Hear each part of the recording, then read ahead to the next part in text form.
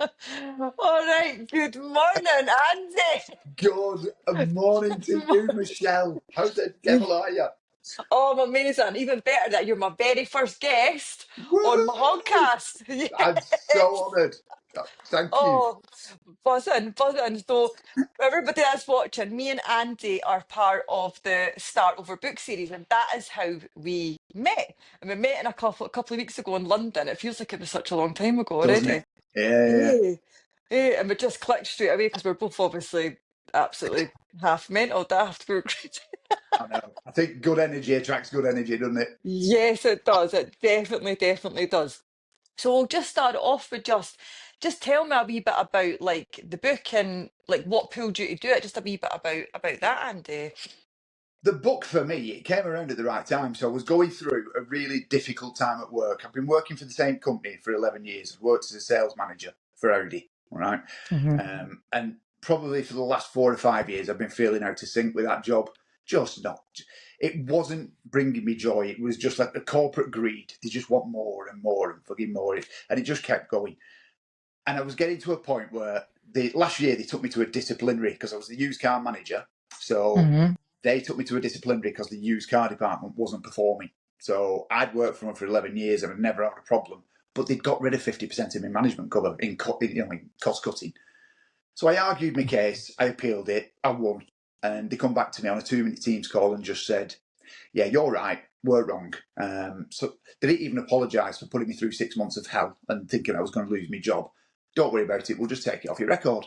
And I thought, you know what, that fucking doesn't sit right with me after everything that I've No, given you. Come no. in early, go home late. I'd lost relationships, I'd grafted for that company, and I just thought, you're just a number. You Yep, are just a number. totally. So that's when I started looking at different things. I started doing a positive psychology course. I thought, I'll try Hmm. that, see if I like that. Really resonated with me. I thought, this is fucking great. This, you can actually just have a conversation with someone and change somebody's life just by having a conversation, by helping them rewire the brain. Yep. So I got to the end of that. And just as I was getting to the end of it, and I was making my decision that I was going to be leaving the company, I saw an advert on Instagram, I think, for Marco Yeah. advertising for 6 coaches. Do they want to write the story of their own and put it in a book? And I just thought, fucking hell, I've been thinking about how do I write a book? This is like divine timing. Totally. So sent in a message, and within a week it was done. I'd spoken to Marco's team, I'd signed the contract, and then it was done. And I just thought, well, you're in. You fucking throw yourself in. I might as well go to the launch, which is where we met. Yeah, yeah, absolutely. I know. And it is, and it was kind of almost like divine timing. It was kind of like that for me as well. Because I Yeah, had kind of been like, well, what is it I can do? I feel like there's more I can do and I can share my story. And it was literally like, yeah, it was like it was like la la, it just landed at the right yeah, time. And yeah, it was mad. It was mad. And so, and with this as well, were you talking about like your corporate, like your background and working for the man and yeah. giving it that all and now doing something else? This has now led you into a whole new chapter of your life as well, which is basically you're now doing a coaching because you've done your certification Yeah. recently. So So speak a wee bit about that. Oh, I did my diploma. I graduated from that. So it was weird. It was, again, it's this divine timing thing. So I yeah. had to go to London anyway on the Friday because that's when I was graduating to go and pick up my diploma. And then on Saturday and Sunday, it was the first launch for the Yeah. first book. And I thought, this is just looking too much, this. And it was literally round the corner. You could just walk from one place to where I was staying on the Friday to where we was on the Saturday. And I thought, this is just insane, this. You couldn't write that, eh? You're like, really? Is that like, yeah, come on, eh? If something's telling me this is the path, like, Absolutely. Yeah. So I've done quite a lot of, because you've got to do quite a bit of pro bono coaching when you're going through, you're doing your diploma, which you do about 20 hours, which gets you in the right framework. And I had really good feedback. I'd really enjoyed it. It lit me up, and I thought, this is it. This is purpose. yeah. This is something, because it was weird. I met a girl last year from Liverpool, and we sort of spent 6 months together. We ended up splitting up, which is fine. But when I Mm-hmm. met her, she was a pastoral teacher. So she was giving me, when she was coming home and she was telling me about a job, I could see her face lighting up. That's what got me thinking. And that's what made me think, this is what I need in my life. I don't need to be working for these fuckers that don't care about me. Mm-hmm. I want to come home and I want to feel like I've got a purpose and I'm actually helped someone and I've done something instead of it just being all about facts, figures, figures, figures, because that's all it was. Yeah, So that's totally. really what sort of led me down that path. So I'm really grateful that we met. You know what I mean? Because Yes, yes. that lot bred me to where I am now Yeah. in the coaching. So yeah, I Oh, finished. I did the definitely. diploma, and then it was again weird intervention. So Marco did a load of coaching down there in regards to getting your offer out and Mhm. just basically doing what you should be doing, because I've done all the training, I've done everything else. I was sharing a lot of stuff on, because I've got sort of two Instagram accounts, one that I use for pissing about up a mountain, uh, Yeah. which I saw that you were very good at yesterday, by the way, let me tell you. Oh, totally getting going off going off on a total adventure myself, like Oh, that was so honestly. funny. You absolutely had me in stitches doing that yesterday. I've got some competition there, let me tell you now. Oh, Andy and Shell goes up the mountains, like up the I hills. know, I was saying last night, I need you to be my navigator, fucking mountain rescue, just be following us and everything else, can't Oh, bother. I know, I just have to have my flame like These constantly. two fucking had the balls. But you've So got your two Instagram accounts, which are yeah, so I amazing. set one up. Mhm. It's called Kevo Up a Mountain. It was just me, really, because my surname's Keaveney. That's what I'd always been called when I was in the motor trade, I Kevo. was wondering where that, I was going to actually ask you where that name came from, to be honest. So there we go. Yeah, it's just a nickname that's stuck with me for years through the motor trade. Everyone calls me Kevo. So I thought, right, well, what do I call this? It's Kevo Up a Mountain. It's got to be, hasn't it?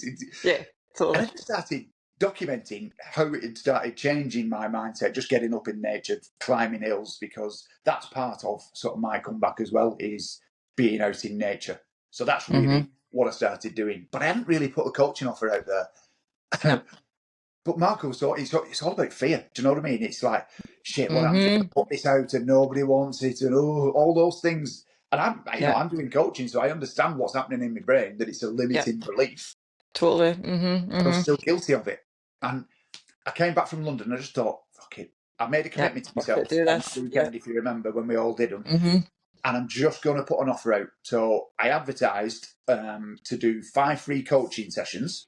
Yeah, that video was amazing. Hmm. Yeah, I just thought, I'll Yeah, throw it out there and let's just see. And I was quite nervous about doing it because it's like the first thing I'd ever done. So, yeah, yeah. and the response, it just went fucking mental. So I ended up taking on, it's now 37 people.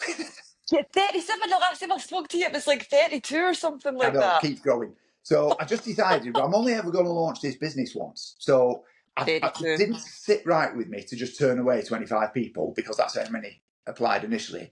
And I just thought, well, one, this is great for me because I can sort of get involved and coach people. I can help a lot more people than what I originally anticipated doing, Yeah, which is a win-win. They might then go and tell someone if you've had a great experience.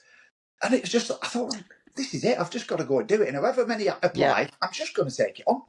Yeah, just sat right at the time. And the thing is, I think even just having that much response just shows already how much of an appeal you've got, for people that are looking for this type, for the coaching and just looking to just navigate and change direction and not too sure where it is that they're wanting to go. You've got that appeal, and straight away, as soon as I seen it and you said to me, people, I was like, what?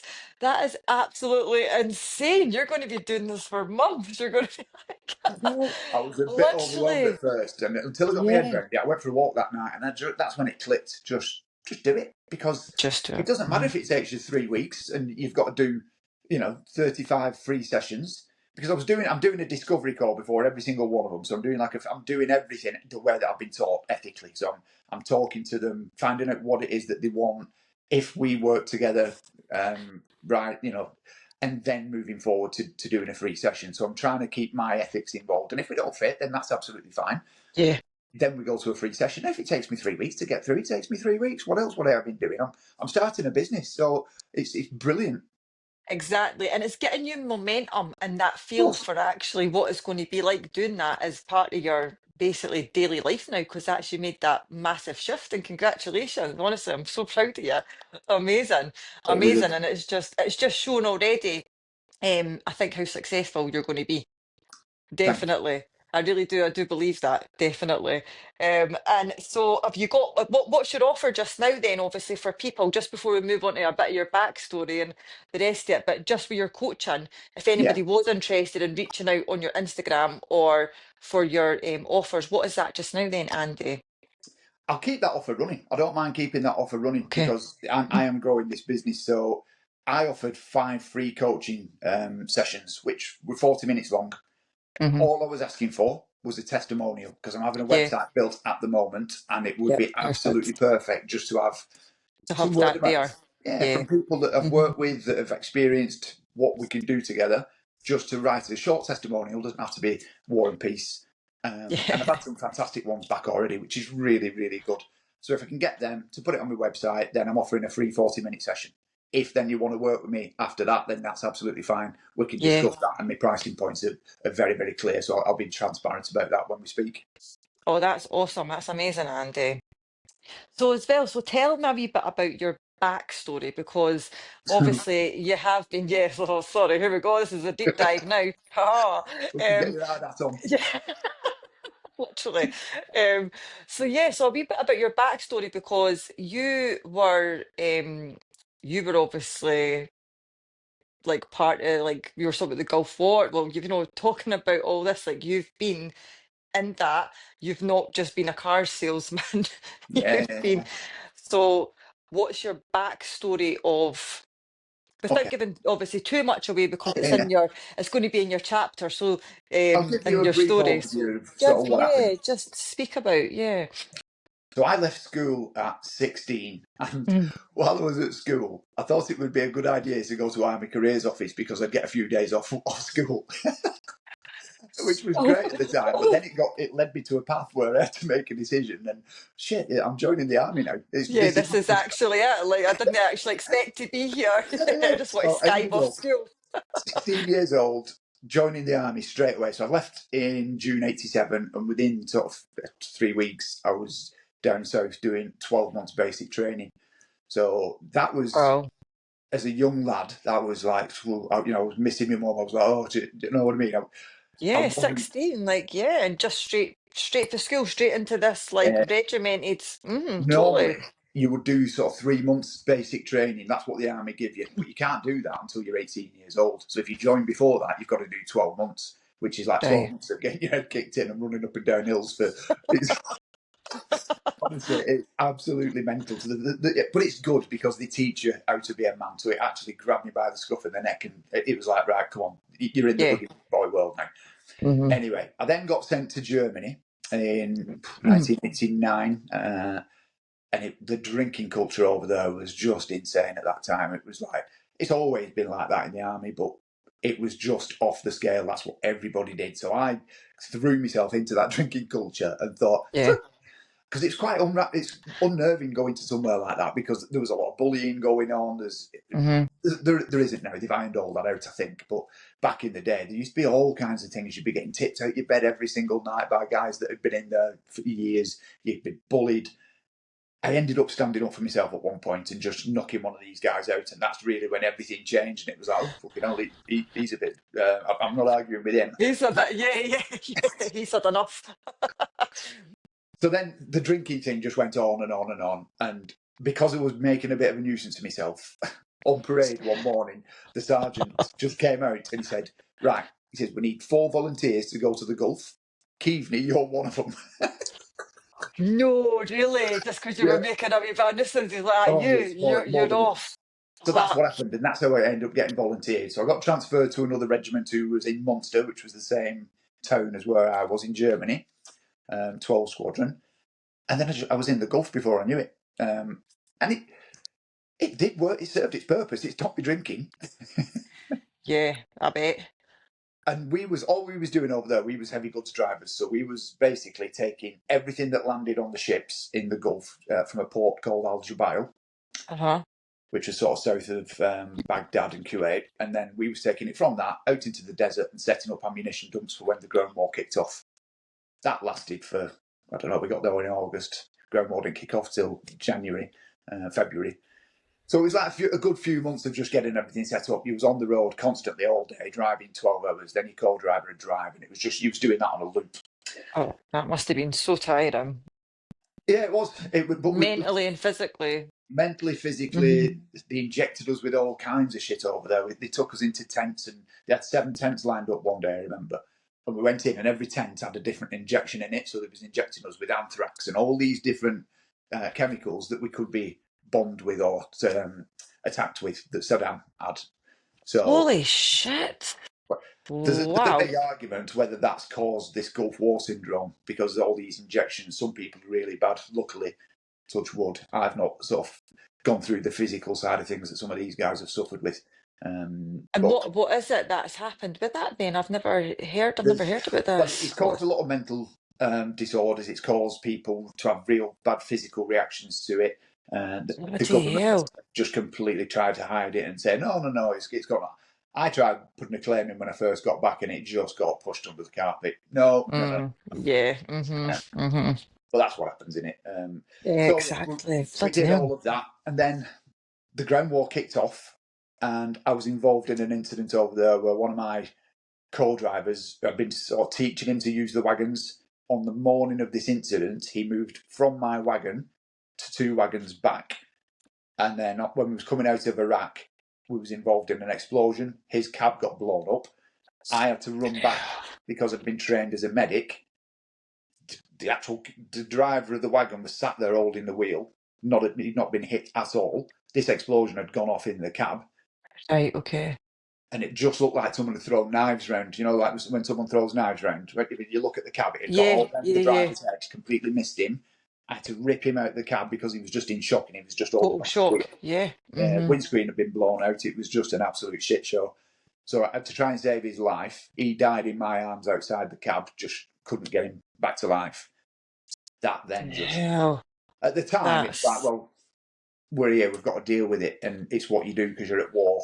But mm-hmm, when you mm-hmm. come back and you have that time, that's when it starts. Do you know? That reflection and that, like, this is what I've actually you've Yeah. been in. Yeah. Yeah. I was 19-year-old, you know what I mean? It was like, you're not prepared for that. And then when I got back, all the rave scene had kicked off. So 1990, 1991, have a guess who's going to every single illegal rave and taking as many ecstasy pills as he possibly can do. And that was what I did, you Yep, know? yep. And that was probably for you as well, because it was for me at some point as well. It's like that, it was like that trauma, that trauma response to you is that, okay, the rave was there and that culture was there, but it was there for you at exact moment when you needed that escapism. Yeah. Yeah. Yeah. Mm-hmm. So I did that. And then I carried on doing that for like 30 years. I kept numbing the pain, and I moved away. I was drinking. I was functioning. Don't get me wrong. I was holding down jobs, and I was relatively successful in what I was doing. You know, I was a good Mm-hmm. salesman. Then I got promoted to business manager. Then I got promoted to sales manager. But I wasn't achieving what I wanted to because I knew I was being held back because with Mm-hmm. myself.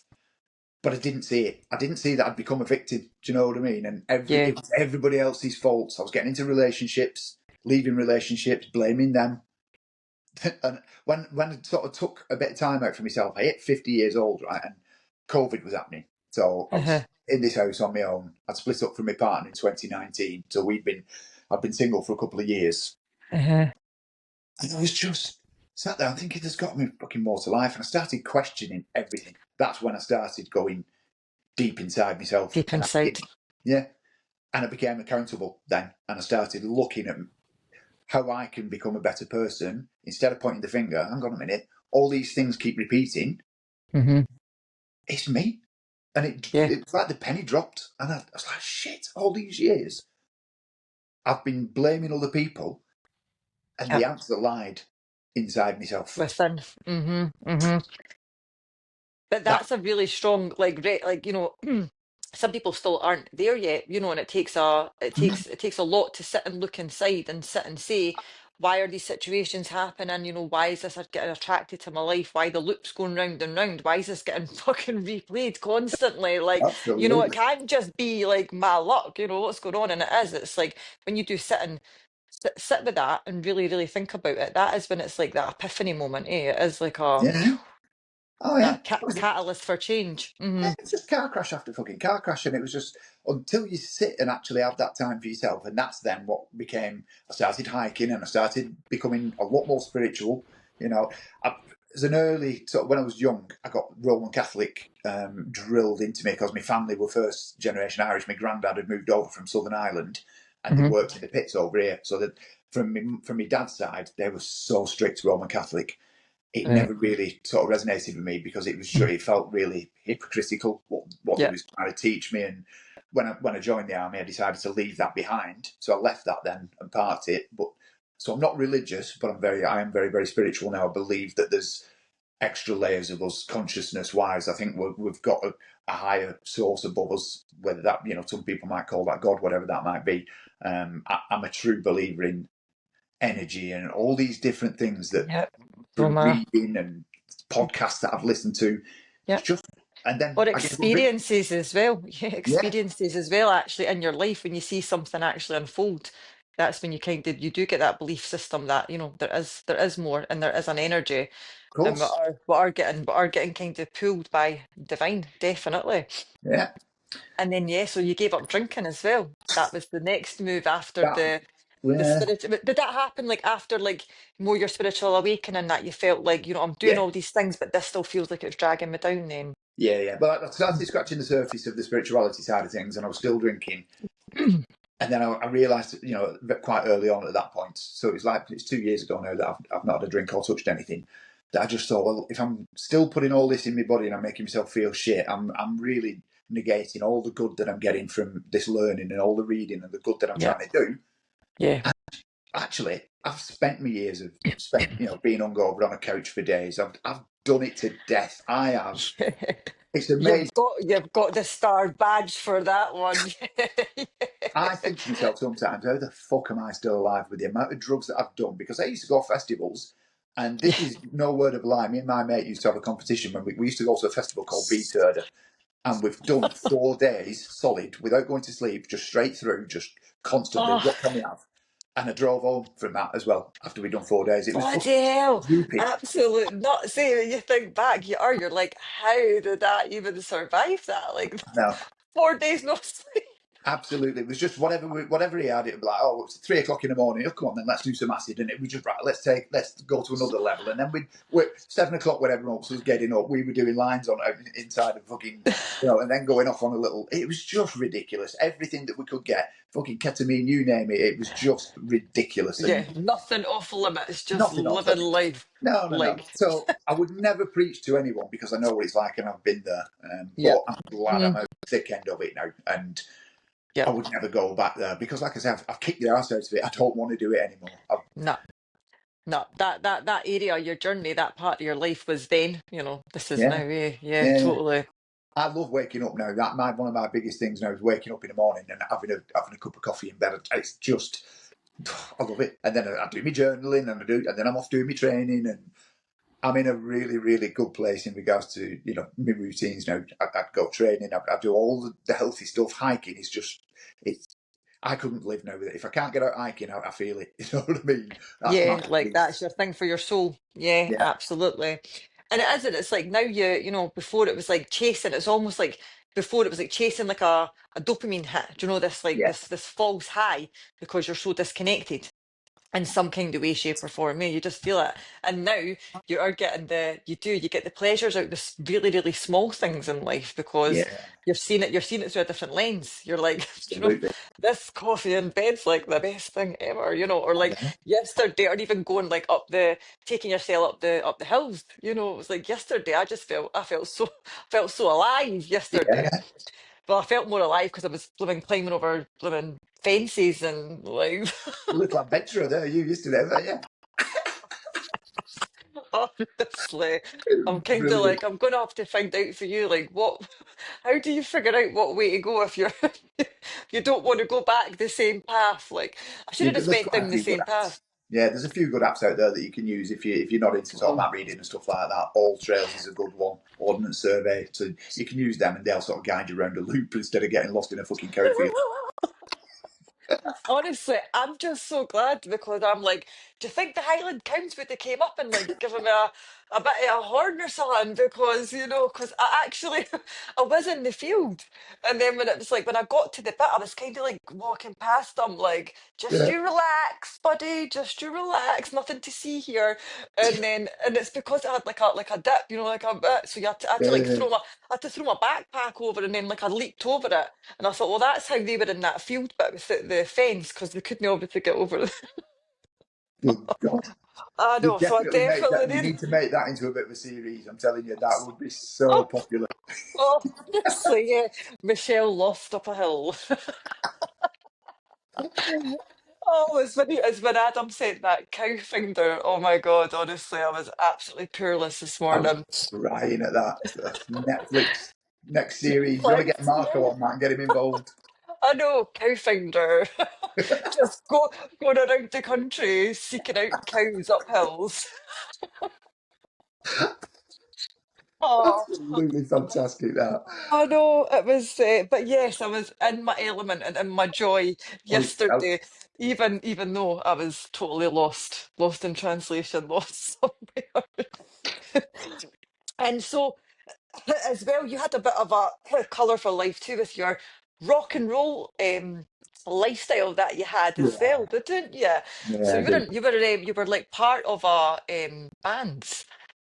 Yeah, well, the way this story sort of pans out is came back from the Gulf, and we had the old cassettes, music cassettes. We had one of Oh those over God, there. yeah, yeah, yeah, Share yeah. between a few of us that were from. We were all a lot of us from the northwest of England, like Manchester, Blackburn, and places like that. And we had a tape of a band called 808 States, which at the time were like the biggest sort of techno band, and they were groundbreaking. They were from Manchester, and they were like my heroes in sort of because they were making music that no one else was making in like the rave sort of scene. So we used to share this cassette, and then we got back from the Gulf, and I ended up coming out of the army, and I got court-martialed from the army. That's another story. And I ended up. They had a radio show in Manchester, 808 States, and I used to listen to it, and it was brilliant. And they used to have guys that used to ring in, and just you could just hear them. They were in the front room, and they'd put them on live on the radio, and you could tell that they were off their head on something. And there's this guy called Bry from Wigan, and he used to ring up every week when they were on, and I was like, "Oh, come on, Bry, he's so funny, this guy." He's, Yeah, and he'd be playing his computer, he'd be playing on his keyboard, and his mates would be pissing about in the background, and they're all flicking off their heads. And then he stopped ringing in, and I was like, "Oh, where's Bry from Wigan?" So yeah, what's happened to him? He was yeah, a highlight. I know. So a couple of weeks went by, and I thought, "Well, fuck this." So I got on my little BMX, and I rode up to the rode up to the phone box because there were no mobiles then, and I'm in the phone box there, and I got through first time. And they had me on for about 5 minutes, and I had him in stitches. And he said, "You need to ring back next week." So I thought, "Oh, go on, I'll chance it." So I did the Back on the same. bike. Yeah, yeah. Back on the bike, smoking a spliff in this proper old phone Phoning box. in. Yeah. And I got through again. It's one of them divine timing things. Got straight through, and he said, "Oh, it's you." So he put me through. Same thing happened again. I had him in bits, and he said, "Have you got a stage name?" And I just come up with, I said, "Yeah, Livewire." And he was like, "Right." He said, Did you "What we just want." come up there on the spot? Yeah.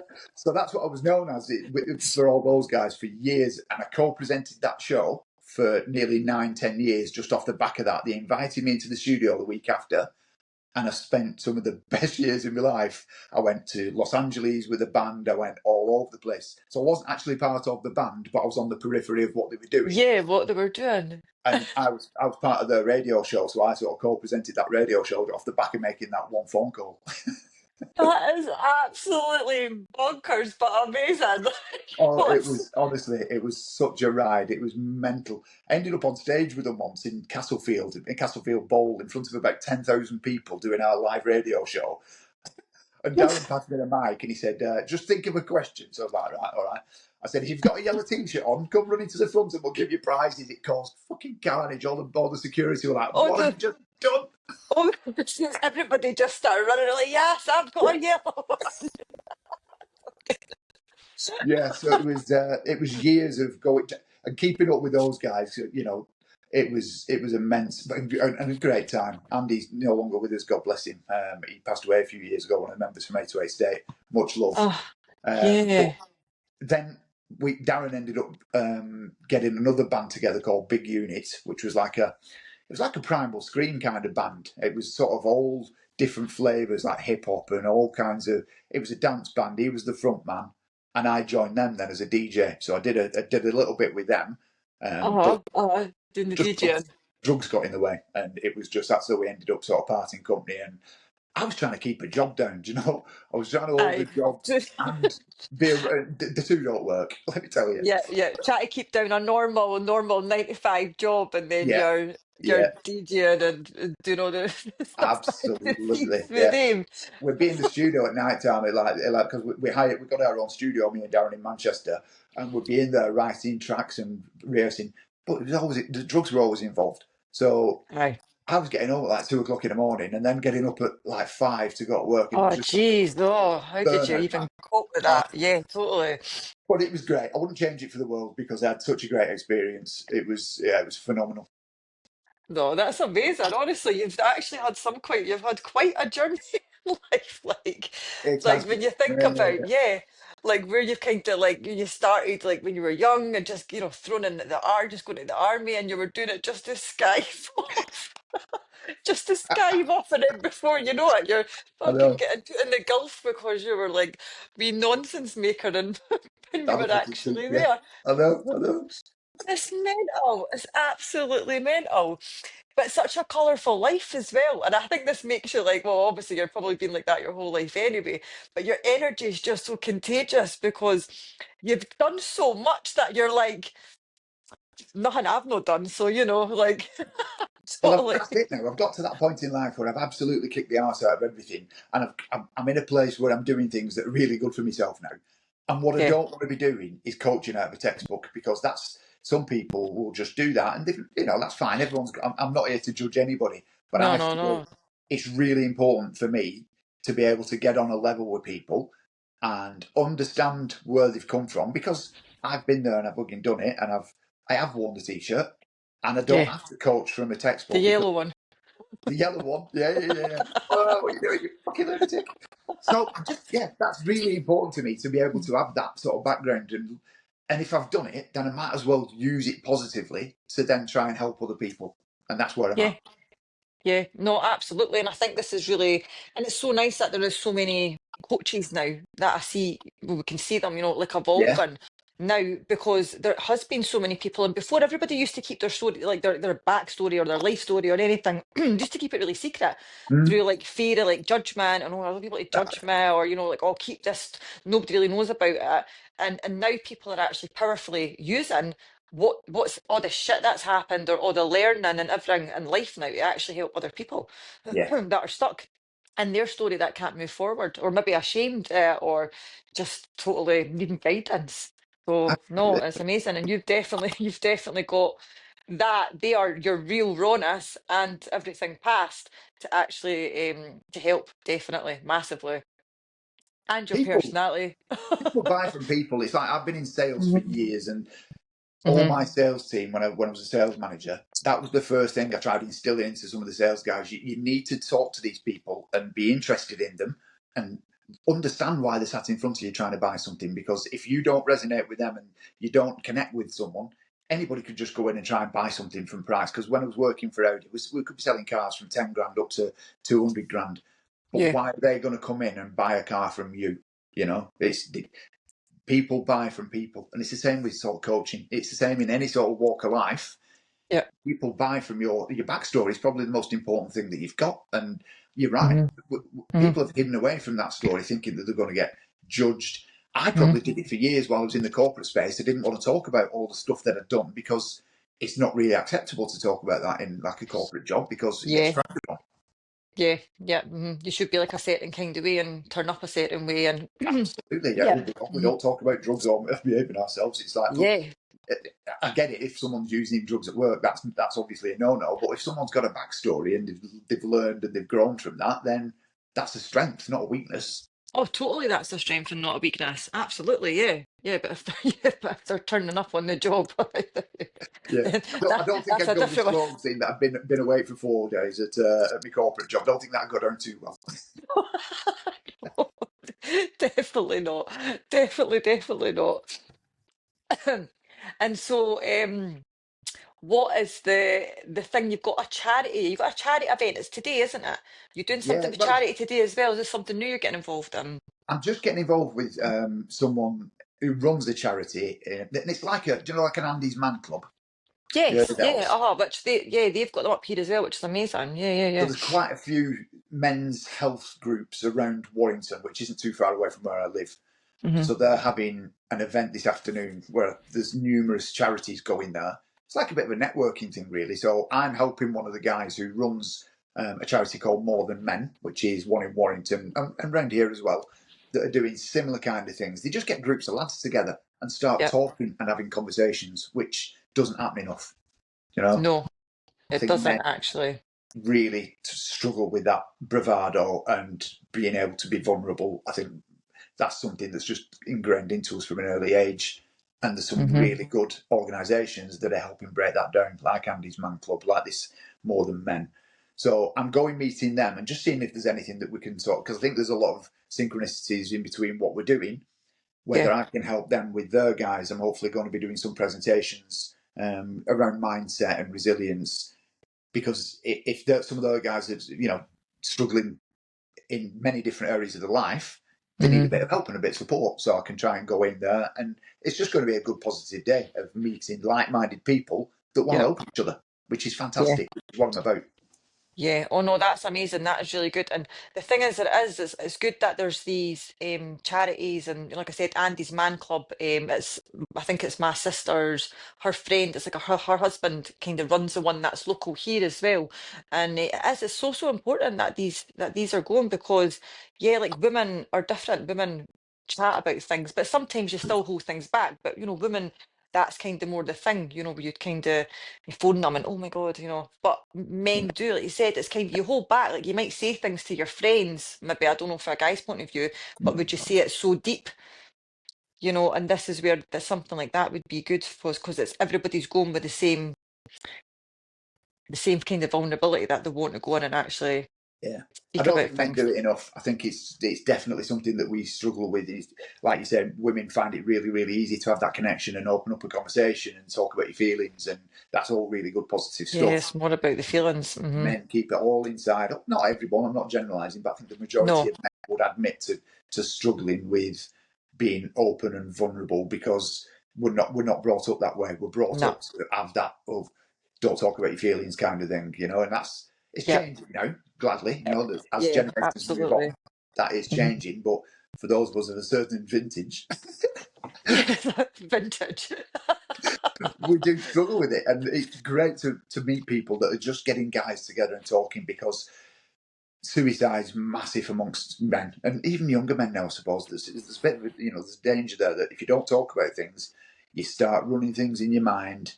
Hmm. Um, I started following a guy who's I think he's on Instagram, called Tom Talks, and I only sort of came across him a few weeks ago, and he's got a really powerful story about him and his brother. We used to be really, really close, Huh? and they had an argument one night, and it was, I think, I don't know whether he was a twin, but he was certainly very, very close with his brother.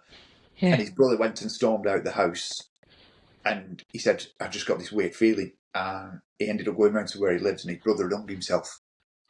Oh, Jesus It, Christ. right. Well, what? So now what he's doing is he's going round talking to schools, and he's made such a difference, and he's using that horrible thing that happened to him to then be a shining light, to Yeah, talk, to make project guys, and for just good. make people talk, and just makes you think the power of what one person can do, and how brave he is to use that and channel that energy, which must have nearly wrote him off. It must live with him every single day, Oh, totally haunts them every day. Absolutely. to then Mm-hmm. go and challenge that, to channel it into something really, Yeah, really positive. Um, positive.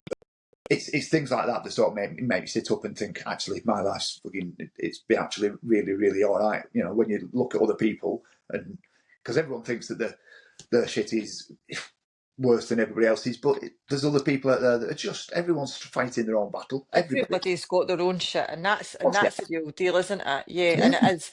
And it just pulls you in when you see something like that, like another story, that has happened, and you think, bloody hell, you just feel that with them, and then they're seeing that they're doing something good to change, and that's what the world needs now, because it is. It's like, there's so much fucking darkness that's going on in this world. So, No. and there always will be, but change makers like that is like phenomenal, and it's horrible that it's come off the back of something so devastating. But Yeah. that's the truth, and this is where we're kind of, we're living, we're sitting just now, Yeah. because my stepdad, he took his own life. But back then, when I was 9, yeah, so I was Yeah. 9-year-old when that happened. Right. But back then, mental health wasn't a thing. It wasn't a spoken about thing, and he had been in the TA and things like that. And so Yeah. it's like that just was never it wasn't a thing. I don't think you probably would Yeah. have even spoken about. Everything would have been kept inside. So now seeing that change for like all these years later, okay, it's been a very slow process for this to actually happen, because it's always happened. But seeing the change that's actually happening now, and these things come together, and men kind of speaking about things or using their platforms online to Yeah. raise this awareness, it's absolutely phenomenal, and it's needed. It's changed Massive so much change. in the last sort of 30, 40 years. Because I can remember growing up, and near me, there used to be like an institution where they'd put people, you know what I mean? And it was like, fuck, when you think about that now, that because we used to sort of, we were kids, we didn't know any different. We were just, it's the mental ward, we were just Yeah. young kids, we didn't know. Hmm. But you think about how that's been reframed, and how because now it's open and people are talking about it. It's people are just people, and they've got issues. Hmm. Doesn't make them mental. It just means that they've got something that they need help with, and there's people out there that, like I said, like you said, they're shining a light on that you can do something positive. You can do something if you have gone through really bad setbacks, which is obviously what the book's all about. Yep. Yep. Hmm. You can come back and make it a sensational comeback. Tagline. Yeah, totally. Hashtag. Well, Drop, drop.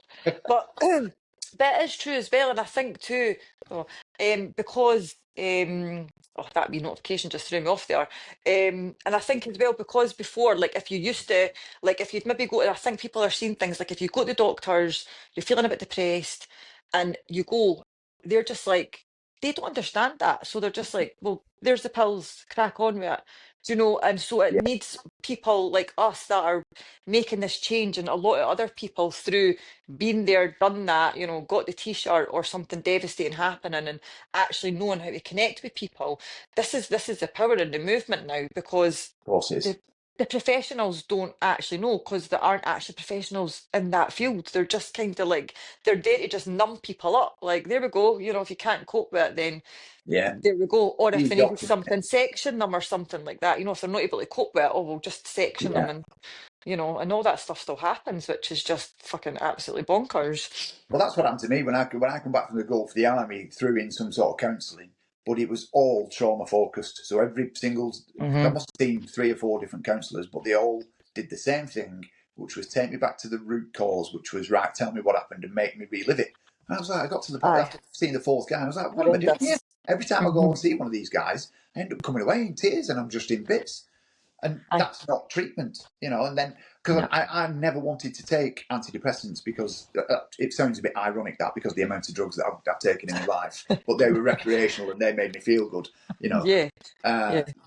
but I didn't want to. I was terrified of taking something like an antidepressant in case I Mm. became so dependent on them. Yes. So Hmm. that's why I Hmm. say I've never had an antidepressant in my life. I've just filled myself with fucking every other chemical that I possibly can do. Such a hypocrite. Well, actually, I tried. I tried antidepressants, and I wasn't on them for long. Excuse me, because I was in that point in my life that I just was like, I just felt like I couldn't cope. I was trying other things, and it Yeah, just wasn't there. And it was everybody, family, friends. Why don't you try antidepressants? And I thought, right, okay, I'll give them a bash, because the kids are young, so I need to get my shit together here. I might as yeah, well try them. And I just remember like driving in my work. I had a salon. And I remember driving to my salon, and I literally arrived there, and I thought, how the fuck did I even get here? Do you know, I wow, was like, I was so mind numbed. And I remember I parked the car, and I like pulled the handbrake off, and I was like, whoa, I actually can't even remember my journey here. Like it felt like I was just, an op, and that's when I was like, whoa, that's it. This is they need to go. Yeah, They need to go. And scary shit, that was that isn't it. it? Yeah, and then again, that's when you started doing all the, you do all the positive things. You start looking at other ways and other avenues to actually get you through this part, but no the numbing. And it works for some people, but yeah, I'm definitely not for the not for them. Didn't sound like they agreed with you at all then. No, totally. I'm normally like, and I was just like, are you space Is kidding that it? what you Not did like, no, yesterday when you was walking up in the fucking hills and you'd had one of them? Did you just get lost? just How the fuck did I get totally. here? I know, like, wait a minute here. No, it wasn't that actually. I'm just that stupid that I went and followed the trail. Like I was like, is that a human feet? I Or saw is that that yesterday. like Is that a human trail? I was fucking creasing at that. No, it's a sheep trail. Like they've got little fucking. They've got a trail here for humans, and the sheep are not allowed on that trail. This is for humans. Fuck you.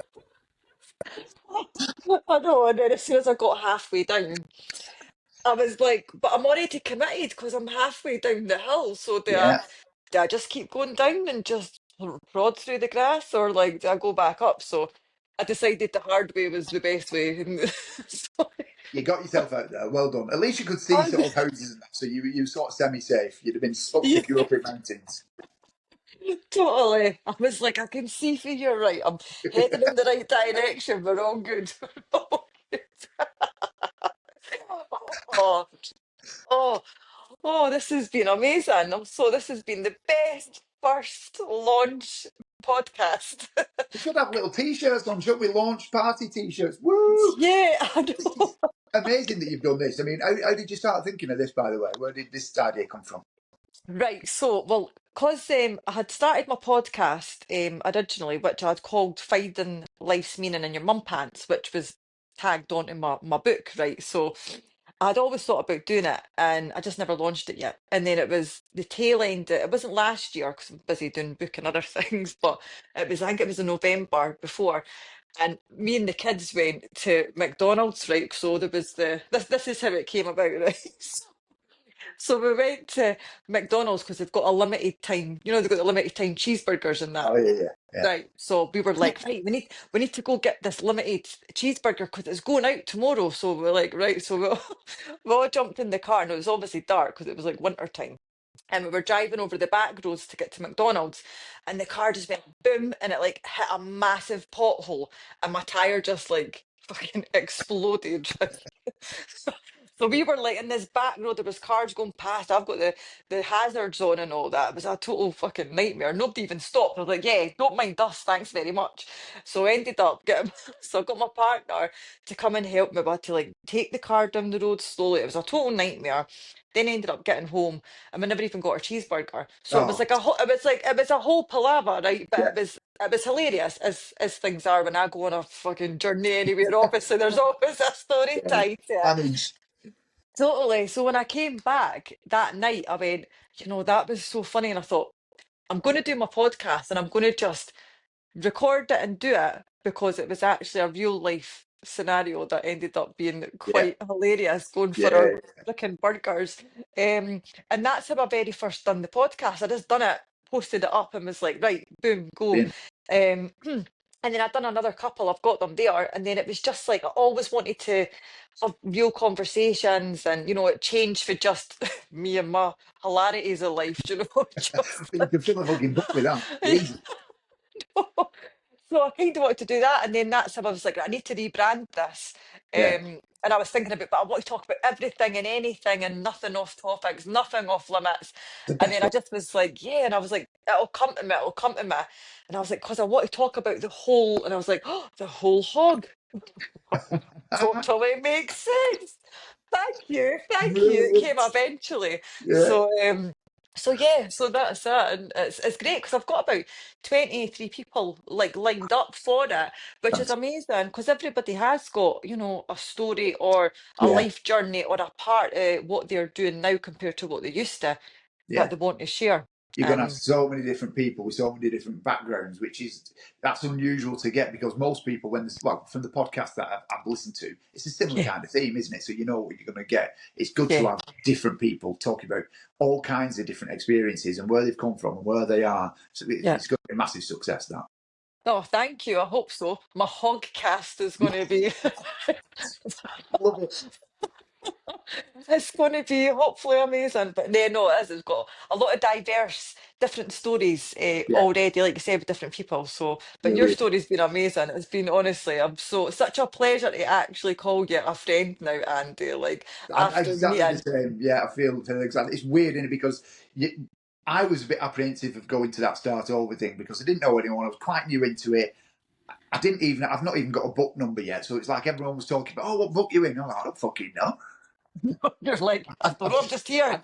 I'm just here. But it was great to. I'm glad. I'm so glad I did it because the energy in that room for those 2 days Yeah. was absolutely insane. Some of the experiences that we did, like at the closing ceremony bit, and oh, Oh, totally. just real That was people. powerful, Oh, just wasn't everybody that that? we connected with, I connected on a proper level, you know, and it was just Yeah. like there was no fakeness, there was no bullshit. It was just like we're all there for the same reason, Yeah.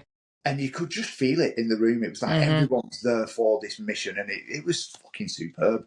Do you know what I It mean? was, and it is, and it was that different kind of energy. We're just Yeah, you just connected, like you said, it was like literally like clicking together, yeah. uh, just fully because actually we are there for a mission, and we've all got so many similarities, but so different, but so similar. It's good as well because from where I've just come from that corporate job, in that last sort Hmm. of 6 to 8 months when it was all going pear shaped, and I thought I was going to be losing my job, the energy that I had hanging around me was fucking horrible because Heavy. yeah, Hmm. the person that was working above me, that's what my boss was just. I've never worked for a boss that was in sales. You should be all about inspiration. It's all about, come on, how can we get the most out of today? And it wasn't. It was just like, how can we find faults in this? How can we? And you'd come in the morning, and they'd be like, that's not been done. This hasn't been done, and it was just toxic. And it's Hmm. surprising how quickly that builds up on you and suppresses your fucking energy. Yep. And as soon as I left, the day that I'd left, I could feel it building. I could feel myself changing.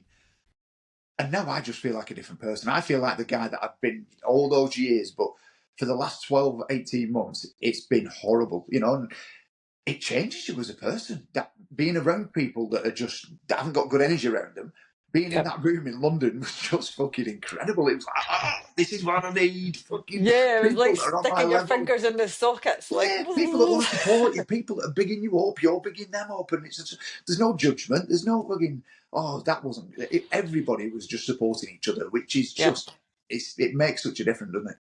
It does, and it is, and it is. It's that support and that real support as well. Yeah, Like you said, yeah, not that fake, like where you're like, "Oh, I do good," but you're like, yeah. No, you you can can see through actually that. feel it. You can see through that. Like you can see through the bullshit. But it's like you said, it's that real raw, and it's hard to find that because a Yeah, lot of people, and even now, people in their jobs or their circles that they're in, it's like how do they break out of that, do you know, because they want to be more positive, or yeah. they're wanting a better energy around them daily to make sure that they're actually making sure they're uplifted in life, and a lot of people don't actually have that, and they're kind of stuck in a rut. Yeah. Fucking tough. I mean, it's like it was a big decision for me to leave that job because it was a well-paid job. I had a fucking really nice car. I was driving around in 70, 80,000 pound cars. I had a fuel card. I had all the trappings. Yeah. But when I look at it, I was driving around in that expensive car and I was miserable as fuck. Fucking miserable. Yeah. Hmm. So now I've got myself a little trade car that come in as a part exchange, 1,700 quid. It's 12 years old. It's only done 29,000 miles. It's fucking belting. Yeah, I was just going to say, you're like, that's the best car I've had. I love I know. I love it. it. And it's mine, do you know what I mean? It doesn't matter what kind of car you're driving around in. It's the smile on your face that makes the fucking difference because that's what real fucking worth and happiness is. It's just how you feel inside. And I am Yeah. 100% aligned with what I'm doing at the minute, and it feels fucking amazing. Yeah, and that's it, and it's actually how you're projecting yourself and how you're going out in the world now is so different compared to when you were Yeah, being, like I said, miserable before, surrounded by negative energies that were yeah, trying to be positive, which you just yeah, come home yeah, and you just feel drained, yeah. when that's the case, when you're not around the right people or the right environment or the right situation, like I said, and then driving that car, yeah, it was good, but you're like, well, fucking, that's materialistic. I Yeah. actually want to come home and feel like happy Yeah, in and it general. takes a fucking lot of courage to go and make that leap. And what you were saying then, I guess that there are a lot of people that are stuck in that, and it's really tough to sort of make that break. And it took me a Hmm. long time. And would I have done it if they hadn't took me to a disciplinary? I don't know whether I would. You know, so again, I'm glad that that happened. Yep, Things because that's pushed you to make that it gave me decision. that push, and Hmm. it made me realise that I am, like I said before, just a fucking number. So it's if I go and do this and it fails, which I know it won't, but let's just say if it did, I would rather that happen than have stuck where I was thinking, no, I wish I'd have gone and give that a go. Do you know what I mean? 100%, yeah, and that is definitely the mindset, the strong mindset, and it's true because it's like, and I love that too. I always just jump. I'm always like, fuck it. Well, if it doesn't work, like there's so many things Yeah, I've done over the years. Folk are like, Michelle, what are you doing now? I'm like, I don't know. I'm just giving this a bash, and yeah, it's like, but brilliant. it's because it's like, because if it doesn't work, then so what? Yeah, And I think people have got that horrible fear of like, oh, failure. But what if I fail? It's like, yeah, but you don't fail, you learn, and it wasn't for you, and you absolutely. move on, or whatever, or something else will come into your path, and you're like, oh, that's the thing, and it might not be, and you get another thing that comes along and goes, oh, that's the thing, but Yeah. that's how we keep moving on and evolving. That's the great thing about coaching is what I've realised, because I work a lot around changing people's beliefs, because beliefs just keep you stuck in a place where, because you think that something is real when actually it's not, and all your thoughts that you're running. I was driving to the lakes the other day, right, and I listened to a podcast. I think it might be The Naked Mind, which is like an alcohol-free one. Hmm. And this guy was on there and he was, apparently we talk to ourselves 4,000 words a minute. What? I know. Oh my god, I mean, my mind's busy as it is, but I didn't realize it was that much. Yeah, and it was just like it made me. It just hit hard. That I just thought, if we're having all this internal dialogue, how much of that is positive and how much is negative? And because we're hardwired for a negativity bias, we feed ourselves all this negative stuff. So if you tell yourself enough fucking negative, that's what's going to happen. Yeah, yeah, And that's why I believe so strongly in working with beliefs, because if you flip that script and just start changing that belief, because ultimately when it comes into your beliefs, and that all comes from years of sort of learned behaviours, we yeah, carry them around. totally. What's happening? Programming. Hmm. But when you learn that you can rewire that, that's like, you're in control all of a sudden. Whereas before, you thought, that's where I was. I used to be in a victim mindset. Now I'm completely in a growth mindset. I used to be a fixed mindset. I used to be very, very I was always positive because I was in sales. But when I Yeah, look back and analyse how I behaved and my actions, and it was all fear based, I was in very much a fixed mindset. Now I yeah. understand the difference between the two. It's brilliant, and that's how I can help people moving forward. And how would you describe a fixed mindset to, like, how would you describe that to somebody who's not too sure, like, what the different mindsets are and to try and I suppose navigate, like, mainly where they're at?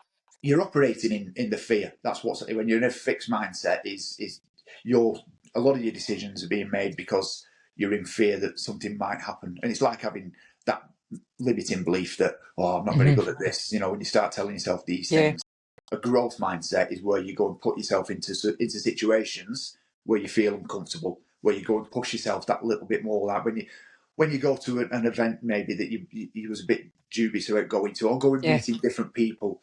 yeah. If you're like I was, I'd sort of made myself a recluse for quite a while because I was doing a lot of healing. I kept myself to myself, not got rid of my friends because I didn't. I've still got Hmm. lots of friends around, but I really isolated myself. Then when it became time, not too long ago, when I had to start getting back out in the world, that was like quite a big thing to me because I spent so much time by myself.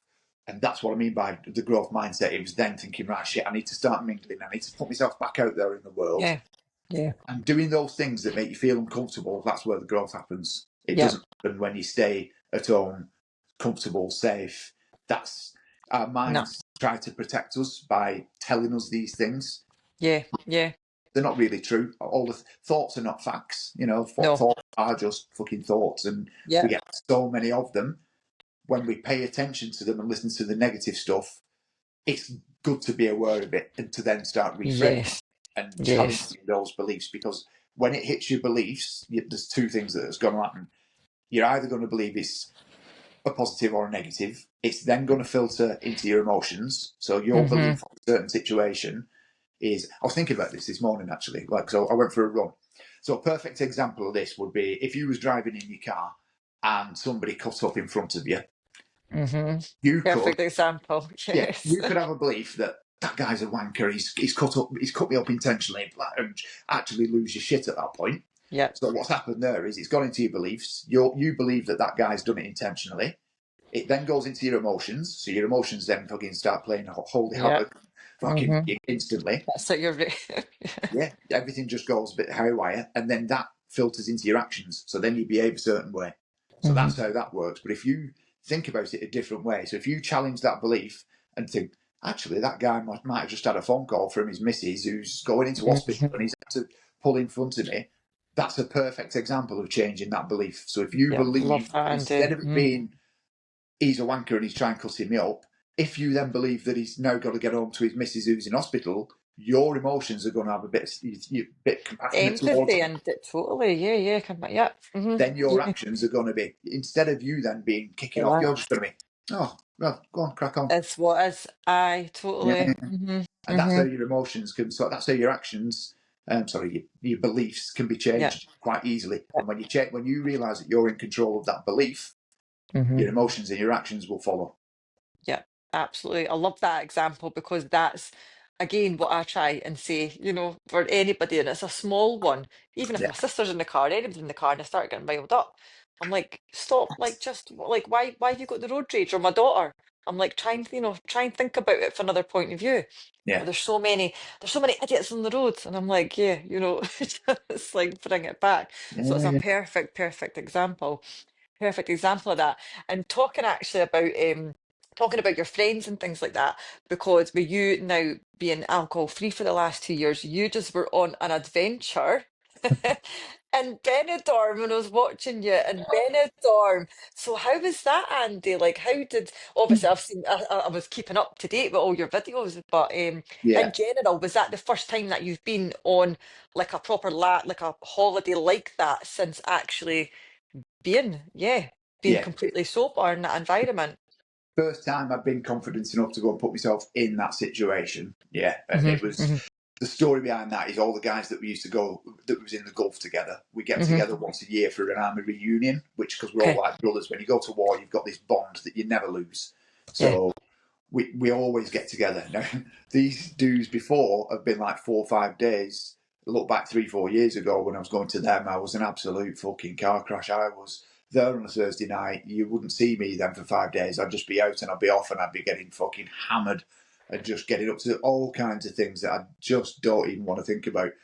This time, I didn't go last year because I thought it was too early in me sobriety to put myself. Yeah. I just wasn't ready, and I hmm wanted to, and I was gutted that I didn't go. But I knew if I'd have gone, I'd have cracked. Yeah. Yeah. So this year I've become a lot stronger. Everything that's just happened it just made me realise, you know what, life's too short. I'm hmm hooking myself on, and I'm going. And the guys that I went with was just amazing. They never once asked me did I want a drink because they knew my story, they knew where I'd come from. I'm hmm with a band of brothers here, so it was like I was in a really safe space. Good. hmm They went out and got absolutely fucking hammered, which was great. I was with them. I'd stay with them up until a certain point, and it gets to about 9 o'clock, and then I think, right, I've had enough now because That's it. I'm it's out of an yeah. emotional fucking drain. Because it's like, and it's good. Don't get me wrong, but it put me in, like I was talking about that growth mindset, putting myself in a situation that I was uncomfortable in because hmm getting to the airport originally, when we first got there, that was like a big trigger for me. It was like, because everybody has a beer at the airport, At don't the they? airport. And it was like, I think it was 6 o'clock in the morning, and everyone's getting on the beers. And I said, just get me an alcohol-free beer. So I felt like I was still in with them having a drink. And after I'd done that, I just thought, right, do you know what? I fucking cracked this. And I just went out with them in the daytime. They went off and got hammered. I would be up at 6 o'clock in the morning, running up to the cross at Benidorm, doing all my workouts and filming some content and just living the Yeah. fucking dream instead of being absolutely dead all day and feeling like shit and having to then get pissed again to Then get get myself. another beer to get rid of Oh, the yeah. hmm So it was. I think it's probably one of the best experiences I've ever had. I was really in tune with myself. I did quite a bit of content over there. I thought, while I'm here, I'm just going to document this, and I did like 5 days, and it went fucking nuts on like TikTok. It was probably one of the biggest shared videos because I think people just resonate with. Hmm. think a lot of people are getting pissed off with feeling hungover and what Yeah. it's actually doing, and that they've been stuck on this hamster wheel and they don't think there's another way out. So I was like, well, let's document it and see where it goes. And Yeah. the response was insane. It was really, really good. Everything was positive. Everyone was saying, "Oh, I'm thinking about it. I'm sick of being hungover." It, so it was good to do. It was good to document, but even better to have the experience to, because now I know I can go and do anything. You know, so Yeah. and And it now gave you've conquered that. yeah, Yeah. Like, yeah, yeah. Because if you can do 5 days in Benidorm not drinking, you're all right. that's it. Any situation scenario now, you're like, Yeah. woof, The easy. electric went off, right? So we was over there. All the electric went off in most of Europe for almost a full day. So I think it went off in Spain, it went off in Italy and Portugal, and it went Uh-huh. off like 12 o'clock at daytime till nearly 12 o'clock at night. Walking down the front of Benidorm with no electric and no music was the eeriest fucking thing I've ever done in my life. It was like, Oh, wow. It just, a few people, there were people starting panic buying, that was in COVID. oh, People, really? Is that what people we're were doing? queuing up outside because all the supermarkets had shut because there was no electric. But the occasional supermarket that was open, there was fucking 30 and 40 people queuing up outside it going buying fucking all kinds of toilet rolls and shit. It's like, Doing fuck's exactly sake. like what was happening Yeah, before. it Like, was oh no, it's a blackout. Something's yeah, happening. That's weirdo it. people's sort of person. They just changed from, oh, we're on holiday to, right, we're going into survival mode. Let's grab all the bog roll. I know, fucking mad. Oh, So that was an experience. That was on the last day. And I got myself an apartment on the 26th floor. And there was no oh, fucking lift when I got back to it. oh. So Lucky good you're job I'm fit, used to eh? climbing mountains. I was just going to say, lucky you're fit. You're all right. Imagine that. You'd be absolutely buggered. It's not Oh, even that. It's like, you can imagine it's like just even having a drink and being hung up, like being drunk and trying to climb up all the bloody stairs. I yeah, mean, would there's you no even make lights, it to your room? no But emergency no. lights on because all the power's off. So you're literally climbing up using your phone light, trying to get to the top. The only reason I knew I got to the top was because there's no more fucking stairs. I have reached my destination. Thank God. Oh, that is absolutely mental. But no, I did see it when you were documenting that, and when you were in Benidorm, and I was like, that's amazing, because you were just saying like, I'm out with the lads, and I've spent time with them, and but again, just being in the energy because if you're in your high energy and then they're drinking alcohol, their energy starts changing as well. Their frequency Mhm. dips, isn't it? So it's to do with the energy and the frequencies. So if they're having that, they're going into a lower vibration and you're still and so it's like the distance is actually further Yeah, apart, and then you start getting drained because you're like, I'm getting pulled into yeah. conversations or energy that's so it's so different now. But it is mentally taxing because you're consciously trying to keep in the conversation, but you know what it's like when someone's out and they're Yeah. on the lash, Oh, that they do go off on the little tangent. And I'd just disappear and I'd go off into the old town and get some tapas and just have a minute by myself. And I just kept doing that, just kept nipping off, recharging myself, getting back in, aye. going finding them. But what I was finding, because I was getting up in the morning, and I was going doing my training, and I was going doing I went and hired a scooter. Me and my mate went out to a little Spanish village and had some amazing food. Then went to some waterfalls that we would have never seen. Do you know? Yeah. Oh, And if that wasn't the case. Yeah. these are the things. I went and seen parts of Spain that were near Benidorm that I just didn't even know exist because I just fucking lived in bars all the time I was there. Yeah, yeah. So a totally different experience. No, it was amazing. It was absolutely amazing. I'm so glad it did get that kind of views, on TikTok and things, because there is a lot of people. There is a change in a wave Yeah, I that think people are so. or they're even wanting to not consume as much as what they did, so they're Absolutely. really really dipping it. Or a lot of people are totally taking out the way or just being a little bit more aware how much it actually has I think it's a just being effect aware of on it. life. Yeah, Yeah, because total awareness we've of. all grown up with it, and it was part of our lives. And I think Oh God, the yeah. kids of today are changing. I think they're realizing, well, actually, I don't want to be doing that. Whereas when we were growing up, that's all you did. You went and got That's pissed. all with them. Yeah, from being an early age, that's literally all you did. You just got pissed because that's what people do. Aye, totally.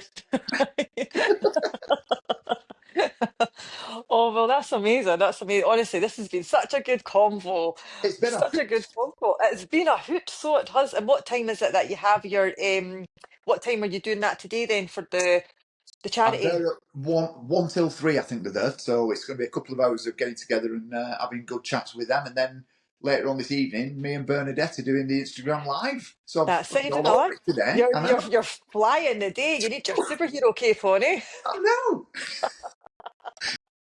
What are you up to Oh. today? Today I've actually not got anything else on today, so I'm going to go. I've got a couple of calls. I'm going to do a couple of people I want just a couple of calls with me, so I'll speak to them. But I'm going to take myself to the gym. I might not. I'll maybe leave the hill walking today Yeah. Uh, after my adventures is that what your yesterday. notification was earlier? Was it Mountain Rescue trying to find you? That's what I was like. I thought if I wear my bright pink trainers, I could like wave them in the air, like they might find me. Help! I'm over here. But no, I'm going to just hit the gym today, Brilliant. and obviously get this podcast organised and sorted because this is the first one. So get that Yes. organised and shared, and a couple of calls, and that's it for me today. But it's been an amazing conversation. It's been It has great. been an absolute pleasure, and I thank you very much for having me as your first guest. It means a lot, and I'm so glad to share this with you. It's been amazing. What a conversation! Yeah, absolutely. Wait till we watch it back. I know, I know. Right, we fucking edit that. He's swearing too much. Ah, totally. I know that's my thought. Well, if I'm doing my own podcast, it's going to have that at the bottom. Like, sorry, me swear, so Absolutely. Keep it fucking real. exactly, keeping it fucking real. But no, it's been a pleasure, Andy, and thank you so much. And if Likewise. anybody wants to connect, what's your Instagram handle? Just if anybody wants to connect with you again. So it's Kevo, which is Keavo, Upper Mountain. Up a mountain. Kevo Upper Mountain. That's the same on TikTok. So if you want to join on TikTok, I'm equally active on both and making an absolute fool of myself on the way, which is great. I don't mind that because I've got past all that shit. I love having a laugh at myself, which is fuck it. We're only Laughter's the of best that. medicine. Do you know Of course what it I mean? is. If you can't have a laugh at yourself and see the lighter things in life, then you need I'm you, all you need about to spreading join the it. smiles. That's what I'm about. Exactly. Same here. So I think that's I why we know. get on. Brilliant. You're an absolute legend. Oh, so are you. So are you. And have an amazing day. And I look forward to hearing all about the charity event after as well. Fantastic. Thank you very much for having me on. Much love. Welcome. Yes. Take care. And I'll speak to you soon. See you soon. Thanks, Michelle. See you soon. See you later. Bye. Bye. Bye. Bye. Bye.